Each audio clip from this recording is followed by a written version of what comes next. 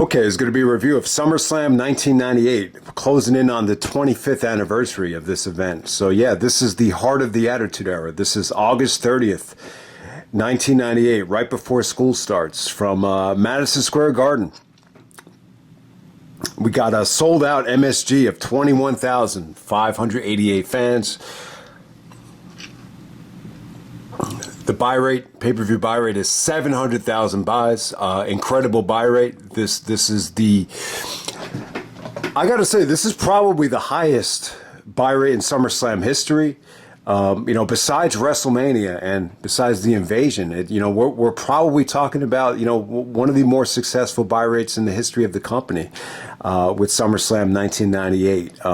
The only other SummerSlam that I think closed in on this in terms of the actual buy rate, maybe SummerSlam 2005. I think 2005 did about 610. But yeah, even the SummerSlams from like 2000, 2001, I think those did about 570. I think 2002 did like 540. So yeah, this will be the highest buy rate in SummerSlam history. In terms of the quality of the show, a lot of people love the show. I think it's more of a nostalgia show than a great wrestling show to go back to. So I'm seeing now that there is a lot of, divide on it. Some people are saying that it really wasn't that great, but it was very, very memorable. And I want to say it's the best SummerSlam of the 90s. I think you can make that case, and I think I will. I think I'll probably say this is probably the best SummerSlam of the 90s. I think 91, has a little bit of, there's like a lot of extracurricular activities on SummerSlam 91 that I think, makes that a little bit more memorable than this show. But I think from start to finish, this is the more entertaining wrestling show. I would say I think SummerSlam 97 is close. And I would prefer the Brett Taker main event to Austin and Taker. But I think this is just a more interesting show, I think, from start to finish, even over SummerSlam 1997. So yeah, I would definitely say you could argue the best SummerSlam of the 90s, best pay-per-view of 1998. I definitely think you could argue that, in terms of quality from start to finish. I think WrestleMania 14, King of the Ring 98, SummerSlam 98, Survivor Series 98. I think you can make a legit case that, any of those four shows could be pay-per-view of the year for 98. So let me know what you guys think. I think that's a tough call. I think if you were to ask me what's the best pay-per-view of 98, if you want to watch one pay-per-view from 98, it's tough, man. I think I have to go with King of the Ring, but I think WrestleMania 14 really captures 98 quite well, but so does this show. This show, I just think you have more quality here than any other pay-per-view from 98. But if you want to talk about like what was the best, swerve and what's the best storyline show of 98, it'd probably be Survivor Series. So that's a tough call about whether this is the pay-per-view of the year for 98. I think you could go four different ways, but I think you'd have an easier sell on saying that this is the best SummerSlam of the 90s, to be perfectly honest with you. But we're going to get right down to it. Going to get down to the main show.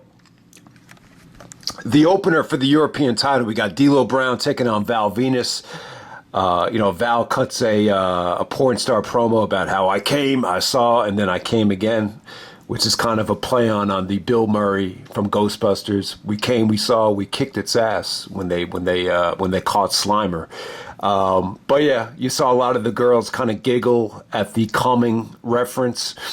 I got a lot to say about Val Venis, but I got to say D'Lo Brown was the more over guy here. A lot of the guys from the Nation individually, I thought they were more over than D-Generation X. But D-Generation X as a whole is probably the second hottest thing to Austin on the show. You even saw Method Man rocking the DX gear from the rafters on this show, believe it or not. But I really thought D'Lo was over quite well. Him and Val had a good match here, man. I thought this got off to a great start. I thought both guys looked strong, athletic, great execution. Just the way Val ran the ropes here, he looked really, really hungry. You know, what brought this match down was all the bickering over the vest. So, you know, D'Lo was actually hurting Val with the vest, and then Val was trying to take the vest off. And then I think he actually hit the referee. Then the ref called for a disqualification. So the ending really felt like they were just, you know, fighting over the vest, but it was really just Val losing his cool that caused the disqualification. And then Val, you know, splashes the referee. So that's how it ends. I just thought the match got worse as it went on. I thought they got off to a great start, though. It's still a good match. I just think still a good opener. You know, you got two young guys really going at it. But what really stood out here was Val Venis. I like the gimmick. I think it fit 1998 quite well. But, you know, this kind of goes with what, you know, Val was saying about how, you know, the gimmick just didn't have the upside. You know, he even said that Chief Morley was, you know, more believable as WWF champion than Val Venis. So it kind of got me thinking, like, what was really missing from Val? I think, you know, when he started coming in, he had those vignettes with Jenna Jameson. So at the time, Jenna was, you know, by far, you know, the biggest star in the adult industry. And I think at that time, she was trying to get a job with the company because, you know, a lot of the adult industry stars, I think she actually stopped working. There was actually an AIDS crisis at the time. I think there was like a dick of death thing where the guy faked his test and infected a lot of girls. So she was trying to get a job with the company, but I think Vince didn't really want her. He said that she was a little bit too ugly. And the other thing is, I don't think the sponsors, you know, would have been cool with having a legit porn star on television every week. So maybe that had something to do with it. But, you know, Val used Trish as a valet, I think, you know, in 2000, you know, maybe Terry Runnels, but it just never really clicked, this Val Venis character. I think once you got by 1998, it kind of reached its ceiling. But it's just a tough gimmick, though, because if your gimmick is a porn star, why would you want to win the championship?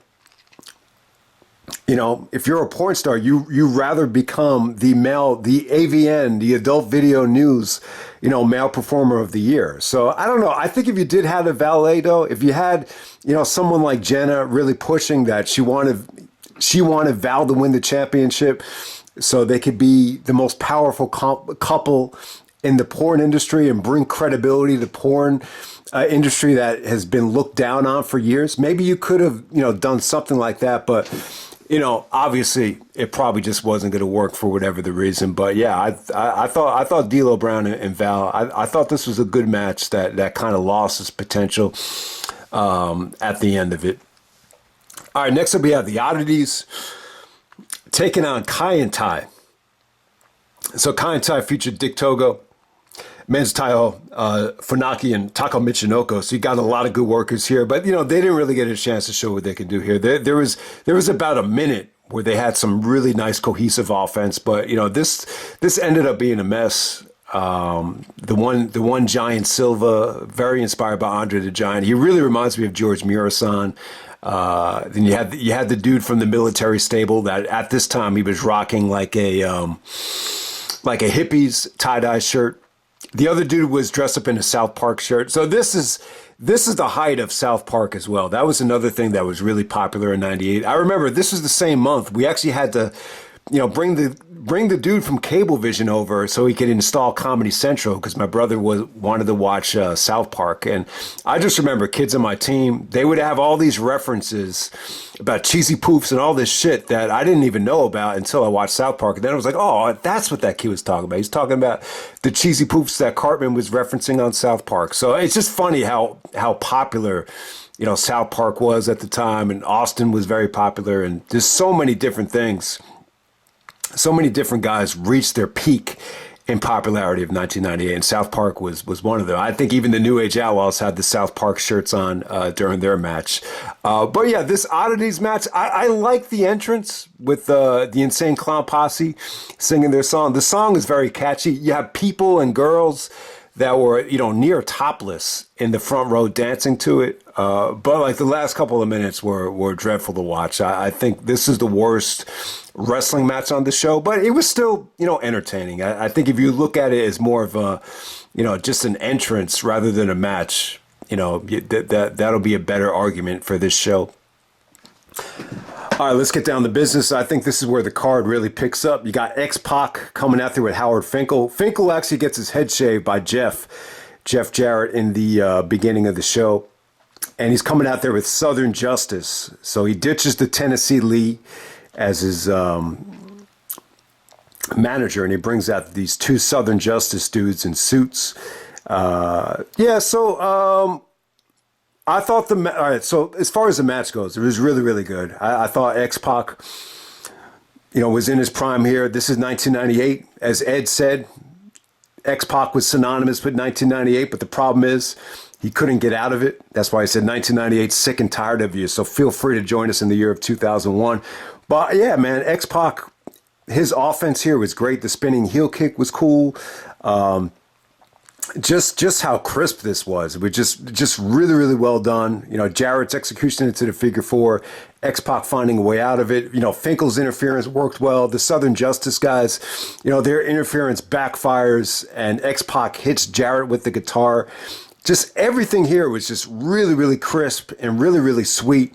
For 10 minutes, Jarrett would actually say this is the highlight of his career. So this was a hair versus hair match, which is poorly promoted. I thought they could have done a better job of explaining the feud, giving us a good video package here. Instead, we didn't get any of it. So a lot of these, pay-per-views from the Attitude Era, like they were really well set up on Sunday Night Heat,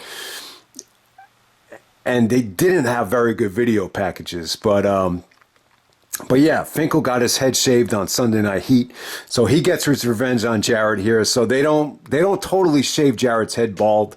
It seems like they had trouble with the razor, so they just kind of trim it with the scissors. So it's a little bit of a trim. Jarrett kind of whines and bitches as the DX guys. I think it's actually the headbangers come out and they hold him down. And, Jarrett gets his nice little haircut, which was good for him. Jarrett, he needed to change his look. It's funny. It's maybe it's a good thing they didn't shave his head, because he started to have the "Don't piss me off" catchphrase. So the combination of shaving his head and growing out the goatee, who would have been pissed off by that, right? Probably Stone Cold, who didn't like Jarrett to begin with. But it was great for him, and I thought him and X-Pac had a really, really good match. This was definitely the highlight of the undercard, and Jarrett was actually saying that X-Pac, Sean Waltman is just. He's the perfect guy to put into the ring with somebody just to see, what they can do. He kind of compared him to Jerry Lynn or Christopher Daniels, where you could put anybody in the ring with him. And, if you can't perform well against a guy like Jerry Lynn or X-Pac, then, the guy can't be that good. So just really puts over, X-Pac as the talented worker that he is. But yeah, X-Pac was great here, man. This definitely had its moments of just good brawling, good kickouts. Jarrett kicking out of the X Factor was a great spot. And just really, really, really, really sweet action here between, Pac and Jarrett. And then we're going to move on. So you actually see Edge in the crowd at certain shots during the show. I think Edge's SummerSlam debut, pay-per-view debut, and he's teaming up with Sable. So Edge just mentioned this when he returned to Madison Square Garden a couple months ago. He talked about how his first match was with Sable at MSG. Kind of a weird combination here. I felt like it was a little bit cold. So you take on Jacqueline and Marc Mero in a mixed tag match. This is the return from Fully Loaded 98. And it was okay. I think it had its moments. The highlight being Sable doing a Hurricane Rana to Marc Mero. I think that came off great. I think Sable, I don't think she was a great wrestler, but she would always have these moments, whether it be the power bomb at WrestleMania or this Hurricane Rana spot that got a good reaction. But the chemistry that Sable and Edge had, I just don't think there was a spark there. I think Sable at times, I think she could come off a little bit flat in the personality department. And that's something I think Sonny had on Sable. I think sometimes when Sable wasn't, exposing her body, it just wasn't the same in terms of the reaction. But, the match was okay. Edge was doing some different moves at the time. He was experimenting with different finishers like the flatliner. The finish with the assisted splash to Sable, it looked a little bit cheesy, a little bit corny. So maybe that's why they never went back to Edge and Sable together. But it's weird, man. It's a weird combination that, you know, Edge is in this spot. I think at the time Christian was still in developmental with Kurt Angle. I think Angle had his first dark match against Christian. So yeah, we're a ways away from the Edge and Christian days. But yeah, I guess Edge got a little bit of a push in the summer of 1998, and I think he actually wrestled Owen at Breakdown 98. I thought maybe he wrestled Owen here, but no, that definitely did not happen until Breakdown 98. But I don't know. It's not a very interesting match. I'm not a huge fan of these mixed intergender tag matches. It's kind of a disappointing follow-up to Fully Loaded 98 where, you know, Sable and Jackie stole the show. But, you know, I mean, for what Jacqueline did here and what Edge did here, I thought they did a good job. But, you know, the bottom line is here, I just think the Edge Sable package, it got a little bit of a lukewarm reaction.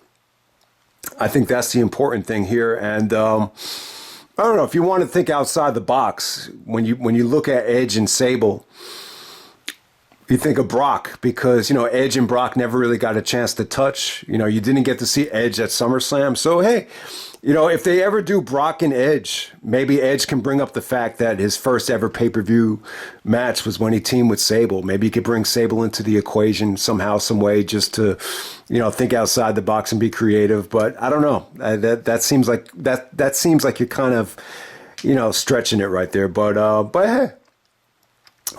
It was okay. It was fun to watch, but I wouldn't say it was great. And next up, we got Ken Shamrock taking on Owen Hart. We got Dan Severn out there on Owen's side. This is a Lion's Den match. So this actually takes place in the Paramount Theater. So a lot of times, if the Garden was sold out, they would have a closed circuit event at the Paramount, you know, featuring some of the fans that couldn't get into the building, and they just put it on the Jumbotron. Kind of got me thinking here. So when you're looking at this Paramount venue, it brought back memories of the Source Awards from August of 1995. This was where the East Coast versus West Coast war started, where, you know, Suge Knight took shots at Puffy for being a fake phony, and you know, Snoop kind of, you know, poured fuel onto the fire, and it was a very hostile environment. And just by looking at the crowd here, just a lot of people inside of a very closed space. So it definitely brought back memories, and you could definitely see why there was so much tension in the building that night. And, you know, that night was just, you know, doomed, you know, for a lot of negativity, and that's what happened. But yeah, fast forward 3 years later, we're at the SummerSlam 98 in a Lion's Den match. This is almost like a pit, not exactly a ripoff of the UFC Octagon, but definitely inspired by it. I thought the match was great, man. I love this stuff. You know, Owen definitely, you know, didn't seem like he was totally in his comfort zone. He was wearing a shirt. It felt like Shamrock was the star of the show. This is one of the better matches of Shamrock's WWF career, where he just felt like he was totally at home. He was able to showcase his mixed martial arts background, his karate background. The spinning heel kick looked good. Just a lot of kicks, and just the use of Shamrock using the cage to kind of get momentum and get leverage to get out of Owen's sharpshooter, the guillotine front face lock from Owen. And then, you know, Shamrock just kind of uses the cage to step out of it. It was just sweet stuff. And then you had some awesome transitions from Shamrock out of the submission into an armbar, and then he transitions that into the ankle lock for the finish. So I thought this was really cool. There were some cringeworthy moments where Shamrock is trying to do a crossbody off the cage, and then Owen catches him and scoop slams him. And it looks like Shamrock almost tore out his shoulder on a couple of those transitions. But for the most part, man, I thought this was cool. It didn't feel like an MMA match, though. Like, if you were to ask me what felt more MMA, the Lockdown Angle Joe match or this match, I'd probably say Angle Joe, especially in the first 5 minutes. That definitely had some more MMA influence. This just felt like, you know, it was short, it was sweet, it was action-packed. You know, not for 1 second was I bored throughout this thing. So this was definitely one of the highlights of the show, along with X-Pac and Jarrett. I thought this was solid, you know, not great, but just solid, you know, entertaining action. All right. So next we have the tag title match that ended up being Falls Count Anywhere. So Vince, has an interaction with Foley. You know, Foley doesn't want to wrestle because Kane didn't show up. And Vince kind of gives him a prep talk about how he used to hitchhike to Madison Square Garden and try to get in on 33rd Street to get into the Garden to watch Superfly Jimmy Snuka. So, yeah, really, really good stuff there. This whole thing, I don't think... So if you're going to trash this match, you could trash the match and just say, it's something that could happen on Raw. It's only 5 minutes. It feels like it's filler. But it kills... It kills two birds with one stone when you think about it, because, you know, you don't want Kane to be in this match because you overprotect Kane because you don't want him losing to the New Age Outlaws. He's going to wrestle in the next two pay-per-view main events, Breakdown and Judgment Day, against Austin in the triple threats, or, you know, against Undertaker or whatever. So you don't want Kane in the match. And then at the same time, like, you're really building, you know, Mankind up as a babyface. Even though Kane and Mankind are technically heels, you know, you're getting a, you know, fight for your life performance out of Foley. I was a little bit disappointed with the New York fans here. You would think Foley, being from Long Island, you would have gotten more support. And he did. He got some Foley chants, but they weren't overwhelming. But Foley put up a great fight. You know, he's taking trash can shots, pan shots right to the head. He's able to kind of hip toss the New Age Outlaws into a table. So, yeah, Foley put up a great fight, but, you know, the New Age Outlaws were too much for him. In some ways, Billy and Road Dogg, they felt like heels here. Just the way they were wrestling and just the way they were talking trash to Foley after the match is over. So they actually win the belts back with a, you know, double team spike pile driver. Then they throw Foley into the trash. And then Kane comes out of the, you know, the dumpster and, you know, kind of puts an end to the tag team between Kane and Mankind. So I don't know why Kane didn't wrestle in the match, other than I just think they were trying to protect him. You know, that will make your pay-per-view main event look a little bit weak if you're losing to the New Age Outlaws in a tag title match. That's the only way I could kind of justify it. But yeah, I mean, it's pretty cool though, because, you know, they really did a lot of good stuff with Mankind and Vince, you know, on the mic, backstage, you know, with Foley calling Vince dad and everything. And then you got your huge payoff at Survivor Series 98. So yeah, they're really going with, you know, storyline depth over match quality here, but, you know, it would pay off big time at Survivor Series 98. All right, next up we got Triple H taking on The Rock. The Rock is the Intercontinental Champion. You forget how many times The Rock said the best damn Intercontinental champ ever. Ladder match for the WWF title. On Sunday Night Heat, The Rock actually took out Triple H's knee, and that played a huge part in this match. So yeah, this is, it just really reminded you, like, they really did a good job with Sunday Night Heat. And people would even admit, like, if you look at the comment section, some guy just said, I can't tell you how many times I was not going to order a pay-per-view, but Sunday Night Heat made me change my mind. So, you know, if anyone was disappointed at the pop that The Rock got here, he already had come out on Sunday Night Heat. So as the match progressed, the fans just got more and more into The Rock here. So The Rock, so even though The Rock loses this match, he earns the respect of the people. So you heard a ton of "Let's Go Rocky" chants as the match progressed. So yeah, The Rock really, you know, this is an example of a white hot heel just really getting over with the fans at MSG. Very similar to the reaction that Sid got at Survivor Series 96. So yeah, this is a great night for The Rock. I would definitely say a turning point in The Rock's career. So Triple H at the time, I would definitely say that DX as a whole was more over than Triple H as an individual, but I would say that The Rock was more over than Triple H on this particular night, if that makes any sense. But yeah, once again, it felt like a war, just very competitive, just very ruthless. You know, when you're looking at Triple H and The Rock, you know, and a ladder match, you know, I get why this was a ladder match. This is, you know, they're in Madison Square Garden, the same event as Shawn Michaels and Razor Ramon from WrestleMania 10. You know, this is the 10th anniversary of SummerSlam since 1988, I believe.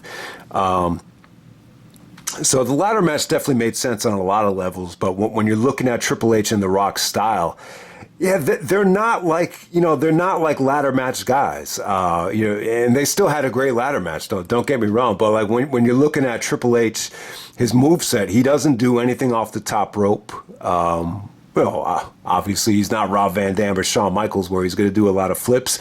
And the same thing goes for The Rock. So they were able to have a great ladder match without there being like a lot of moonsaults or splashes off the ladders, and they really just had a great ladder match with just using it as a weapon. Rock attacking Triple H's leg, taking his leg and just kind of planting it, ramming it on the ladder. There was a sequence where Rock actually trapped Triple H's knee and just started hitting it with the steel chair while he was stuck in the ladder. So Triple H did some really good selling on the knee. And I don't know if this is the match where Triple H got hurt at, because remember, he really tore his knee up pretty bad and had to get major surgery after this. I don't think he was out that long, but I think he missed a couple of months. But I'm not clear if the knee was already injured before the match or maybe it got even worse during the match. But it was great stuff. What really stood out here was the ladder. For some reason, the ladders were yellow here. But, I don't know. It kind of makes this match stand out pretty well. But, so even at this time, you could feel the intensity. You could feel the hatred. Triple H does his signature, multiple chair shots while The Rock has the ladder, right on his chest. He did that same spot at WrestleMania with the steel steps in 2000. Here he actually does it with the ladder, so that really stood out well. Just the trash talking before the match begins. You could just see them mouthing the F word over and over again, and The Rock goes like, "Fuck me, huh? Yeah," and then they start fighting with each other. So I don't know how many times these guys dropped the F bomb before they started, but it was a lot. It's a lot of hostility. You had China and Mark Henry at ringside here, so this is a little bit weird. So I never really thought about it much, but what's the point of having an official in a ladder match? It really is kind of pointless. I guess the only reason you have the referee out there is to kind of, call for the bell after the guy grabs the belt. But you would think with a referee, they would keep the interference to a minimum, but it really didn't work though. I mean, Mark Henry and China definitely played into the finish, and the finish actually ends with, China giving The Rock a low blow when they're trying to get up the ladder. But if you could look past that, this is a great fucking ladder match. In some ways, I think the reaction here was better than the WrestleMania 10, ladder match, just in terms of crowd reaction. I think both guys were more over than Shawn and Razor. There wasn't like a lot of athleticism, with some of the spots. It was just like both of them getting knocked off the ladder. Triple H gets knocked off the ladder into another ladder. He no-sells it, and then he pushes The Rock off the ladder. Both guys are lying down. They get a standing ovation. That was like the highlight of the match for me. And just, some of the non-ladder stuff got the best reaction of the night. The People's Elbow got the biggest reaction it ever got up to that point. And then the part where Triple H gets knocked off the ladder and then Rock transitions into the Rock Bottom, that got huge Rocky chants. The Rock Bottom got a better reaction than the People's Elbow, believe it or not. And then the other part where Triple H actually hits the pedigree got an incredible reaction. So the reaction for the finishers were great. You could definitely tell they were going to go on to be stars. This felt like a main event level match for the Intercontinental title. And I got to say, this is, for as good as the Triple H Rock stuff was in 2000, I will probably put this number 2. I would say when you're talking about the trilogy of Triple H and The Rock, what's their best 3 matches? I'll probably go the Iron Man match 1. I would go with this match 2nd. And then I'll probably go with Backlash 2000 third. But, take your pick. But for whatever the reason, though, I felt like their matches in 99 had the most heat to them. And I think a lot of it just had to do with The Rock winning the title before Triple H did. But, yeah, the ladder match is awesome. Don't sleep on it. And they were able to have an amazing match. And they were able to prove that you don't need your typical high flyer like a Shawn Michaels to have a great ladder match. And, obviously Triple H is really inspired by Shawn's work, and he was able to do it here. He had the Iron Man match eventually, but before you had the Iron Man match, they had the ladder match as well. And, this stole the show. I would definitely say this is a top 3 match of 98. I might put this at number two. I think when you're talking about the top three matches of '98, you go the Hell in a Cell with Foley and Taker at number one. I would go with this in number two, and then obviously I think you go with Over the Edge with Foley and Austin at number three. But you know, this is definitely up there, man. This was a match that stole the show from SummerSlam '98. One of the best ladder matches of all time, still. And then the main event for the WWF title, we got Austin, Stone Cold Steve Austin, taking on The Undertaker. You got babyface versus babyface. They set this up at King of the Ring. They became tag team champions. I think they lost the tag titles, obviously leading up to the show. So yeah, there's a little bit of mixed feelings on this thing. The general consensus is that it's, you know, they created a monster buy rate. So I think a lot of people look past the match quality and just say, you know, this is the best Austin and Taker match because of how successful it was. There's a lot of argument against it because a lot of people thought this would have been a much more interesting match had Taker been a heel. I would disagree with that, though. I like, you know, babyface versus babyface matches. I thought this felt very competitive, and I think that's why I like it so much. I think it had a really important, unique feel within the crowd. You know, it's not like Austin was crazy over here like he usually was in '98. This definitely felt like a weak crowd for a '98 Austin match. I would definitely say Austin was a lot more over the Edge and King of the Ring than he was at SummerSlam. But the pop was still awesome, though. I mean, when Austin came out with the glass breaking, it was still an incredible pop. Someone actually took the Austin fathead and I don't know what he was doing. Austin looked annoyed and he almost tripped over it. So that was kind of weird. But I would definitely say Taker was probably the better worker here. I just felt like he controlled the bulk of the match. I thought Austin had a tough time, and if anyone hasn't seen it yet, there's a clip or there's a part in the match where Austin gives Taker a shot to the gut, and when Taker lifts his head back up, he knocks Austin in the chin, and Austin he almost goes blank. You know, it's very hard to notice, but if you watch it back in slow motion, you can see when Taker lifts his head up, he totally knocks Austin out. So if anyone has the Hell Yeah DVD, they actually show it in slow motion, and they talk about how Austin was talking to Earl Hebner, and Earl had to tell him, like, "Are you okay, Steve?" And then Steve is like, "You know, where am I?" He's like, "You're in the garden."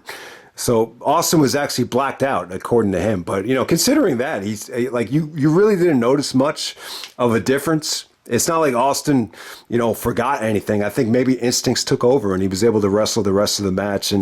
But, you know, I will say it felt like it was a struggle. It felt like it was a struggle at times to keep the crowd totally engaged. You know, Kane comes out, but it doesn't take away from the match, though. You know, Taker's reaction for some of the choke slams came off pretty good. So yeah, you definitely had some Undertaker supporters here. I don't think Taker should have won the belt here. I see people bitching in the comment section that it would have felt a little bit more unpredictable if Taker had won the belt. I don't think that would have been the right call. I think the way they booked it at Breakdown 98 was the better way to take the belt off of Austin. When you got a babyface this hot, you can't take the belt off of him. So I would disagree with that. But yeah, I mean, if it felt like a great competitive slugfest. It really did. I thought this was a good match. I think it was a lot better than any of Austin and Taker's other matches. And you know, for whatever reason, you know, they don't have great chemistry. I think the problem is, you know, maybe I stated this before, but it's tough because the smaller guy in Austin, he doesn't really do anything to, you know, get Taker off of his feet. So it's almost like Taker was the guy that was relying on more of the high flying, you know, to be more of the better athlete. So, you know, Austin I don't really think he works great with, you know, bigger guys. So that might be why it wasn't, you know, they didn't have the best chemistry, but it seemed like they worked a lot, you know, for two guys that didn't have great chemistry. But, you know, I got to give Taker credit, though. I thought he bumped his ass off here. He actually does a leg drop to Austin through the table. You almost get the feeling like if it wasn't for the Foley stuff at King of the Ring, you know, Taker would have never done that. Maybe just under a lot of pressure, you know, to live up to that. So I thought that came off great. Austin was like bleeding from the mouth after that, so that was good stuff. Yeah, I mean, there were parts of the match where it looked a little bit, rough on both of them. But, the ending was pretty cool. Taker actually goes for the old school. Austin actually gets the low blow in. Earl Hebner actually sees it. He just kind of, ignores it. It looked like he didn't know whether to pretend like he didn't see it, and then there's a part where he actually starts yelling at Austin. He said, "Watch the low blow," and then Austin hits him with the stunner, and you get a nice, solid, clean finish with Austin hitting the stunner and Earl just, giving a very hard 3 count to the mat just to make sure, the right guy goes over. So yeah, I mean, it's no secret. Taker's a huge fan of Austin. It almost felt like this is one of the few times where Taker almost looked a little bit intimidated, at how over Austin was, before this thing started. And, Austin actually comes out with the smoking skull belt. After the match is over, Taker gives him the smoking skull belt as a sign of respect. So, yeah, I can't remember exactly when Taker turns heel with the Ministry of Darkness stuff, so it didn't happen here. But, the pay-per-view kind of ends with Kane and Taker just looking at Austin as, things were about to get to the next level. It's a little bit of a weird ending. I don't see, some of the issues with this MSG setup, it's too close. The entranceway is too close to the ring, and you got like the security guys looking at Kane and Taker like what the hell is this shit? So I don't know. Like little things like that kind of bothered, Bruce Pritchard, and I guess it kind of bothered me as well. But yeah, man, this is Madison Square Garden.